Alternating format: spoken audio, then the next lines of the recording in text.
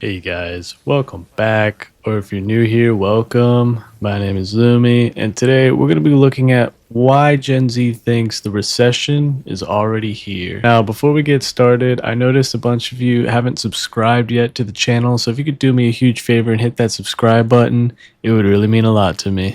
Hey, I don't know who needs to hear this right now, but we are staring down the barrel of a recession. I just want to give you a little bit of a piece of advice that I hope you will take to heart, okay? And hear me out, because this is probably going to make some of you very uncomfortable or a little bit angry. But you can do a lot worse than have a job you can tolerate. Okay. I know in the United States, we have this drive, we got to hustle, we got to get that bread, we got to make that money. If you're not climbing the corporate ladder, you're made out to be doing something wrong. But sweetheart, let me tell you, from the bottom of my heart, from the tips of my toes to the top of my red head here, you can do a lot worse than have a job you can stomach and tolerate. Okay. If you can get up in the morning and you can go to work and you can do your job and you can live with that, you're doing a lot better than you think you are. Yeah, I have to agree with her on this. Right now, we are in such a precarious situation that I really tell everyone I come across, all my friends, family, anytime they're complaining about their job, like I'll let them vent because, I used to love to complain about my job. It was pretty tough. It was pretty stressful. I had to deal with like a lot of angry customers, a lot of angry Karens, on like a daily basis. But, it was nice to vent sometimes to people who would listen. No, like I tell all my friends and family, if you have a job and if it may not be the best thing right now for you, or you find yourself really struggling to get up and tolerate it in the morning, I just tell them, just hold on to it. Hold on to it right now, because right now we are looking at some pretty tough times in the near future if things don't change soon. I know Trump has been talking more about increasing tariffs on some of our allies, Europe and Canada, more tariffs against these two entities. And that could mean things could get a lot worse, You got to remember, tariffs are usually they're reserved for times of war. So when we have a leader who's implementing them now during a time of it's peaceful, relatively speaking, if you don't consider like what's going on in the Middle East, I guess, but I'm saying like it's not like an all out like world war or something like that. You know what I mean? So when we have a leader who's like looking to implement these things, these strategies that are usually reserved for wartime, things are about to get serious. The climate is about to take, I think, a darker turn, in terms of politics, in terms of the economy. Really, I think the next 4 years are going to be quite interesting. I really hope that you guys have either some savings put away, or, you're in a good spot with your job currently, because I think we're headed for some turbulence, and it's always best to prepare for times like these if you can. Here's a few recession indicators you may not have noticed. 1. The growing number of people being admitted to hospitals with severe burns from water bottles. Why is that a recession indicator? People can't afford to heat their homes. Do you know how it is? 2.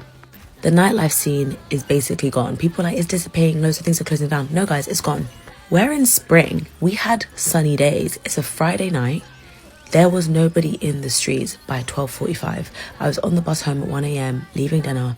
Nobody was around. People can't afford licenses. People can't afford to go out. People can't afford drinks. People can't afford to come home late in an Uber or spend money on an Uber that they could just use for something else. However, I did think in a recession people are meant to party more, but hey, I guess with everything closing down, where are they going to party?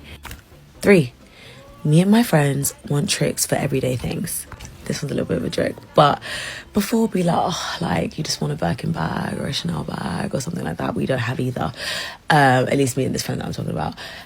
Now we're like, damn, wouldn't it be nice to shop in like Waitrose and maybe continue Pilates, maybe go back to therapy, maybe get some braids, some knotless bum left braids. Like, life is hard. The girls aren't dreaming about a trip to Turks and Caicos. They're dreaming about a trip to M&S. That's so true. When it comes to nightlife and going out and just like seeing people out in public, that is a big indicator that either the economy is doing really well or not so well. Like, for example, I I went out to Best Buy the other day, and it's like an electronics store if you're not familiar.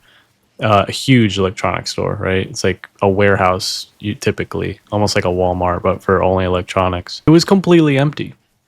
Like there were more clerks and customer service people walking around than there were customers. And it was like during peak hours, you know, it was like after work. It was like around like 6 or 7, I think, when I went on like a Thursday or Friday. Like it should have been packed. I remember going to that store like after school and seeing it being pretty much packed. People were just like browsing around.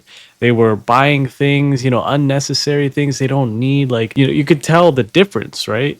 The difference in, I guess, the economic climate. It's palpable. You could really feel it. You could see it. But not only in stores. I mean, like you can see it in, you know, just like going out to eat, you know, at a sit down restaurant, or you can go to like a bar or a nightclub. Like people don't go to those places as much as they used to. Why? Because it's extremely expensive. Like for one, if you're gonna drink, you're probably gonna take an Uber, right? So Ubers are already like 50, $75 round trip just to go from like, you know, the suburbs to downtown, right? And then when you get to the club, there's usually like a cover, which is like 20, $30. Got to pay that to get in. And then the drinks are ridiculously priced. Like one drink will probably cost you like $10, $15, maybe even 20. I've been to some bars where the drinks were like 20, 25 each. So at the end of the night, you're already like what, 150, $200 out, depending on how many drinks you get. It's insanity. And, you know, that number only goes up if you're bar hopping too. You know, there's more covers. I remember when, like, I had just turned 21 and I was like I was pretty big into nightlife. I was going out like every weekend and I barely even noticed it. Like, I barely felt it in my wallet. Like, it wasn't a big deal. I felt like I was more worried about my health than I was like the financial situation of it all. But no, like today, I like forget it. Like, I think the last time I went to, like a concert or like there was some big event, and I went to like the part of the city that hosts these things, and just the Uber was $80. $80.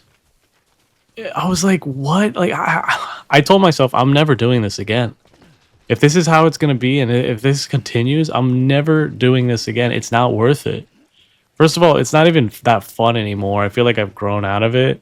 Like it's no longer that exciting. It's just more of like you know, I'd go with like friends, or I'd go to see like specific music, or if there's like a concert or someone I want to see, like I'll go for that reason.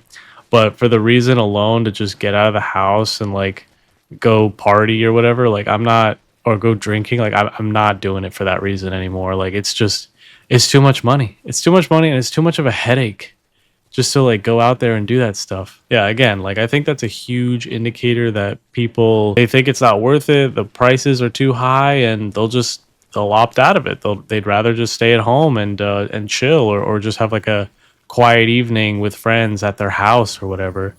Like it's just too much money. Another thing, she said in the video that, you know, she remembers when her friends and her, they used to like fantasize about, you know, getting designer bags or whatever. Like that stuff is like no longer even a thing. They're like they're wishing they just had like braids and like simple things, you know, because even that stuff has become so expensive.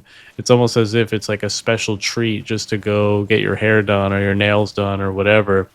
Like these things back in the day, like 5, 10 years ago, like these things weren't that big of a deal. Like it was just something you did every other weekend, I would think. Like now it's like, oh, I have to like save, I have to plan financially for a simple haircut, you know? It's ridiculous. But anyway, guys, that's going to be it for this one. I hope you enjoyed. I hope you got something out of it. If you did, please drop me a like below. Dislike it if you dislike it. Let me know in the comments what you think. Do you guys think we're heading towards a recession? I certainly do. What indicators have you seen in your area? Please let me know down below. I'm genuinely curious. And as always, if you enjoy this sort of content, please consider subscribing. It would help me and the channel go a long way. But anyway, guys, I will catch you in the next one. Later.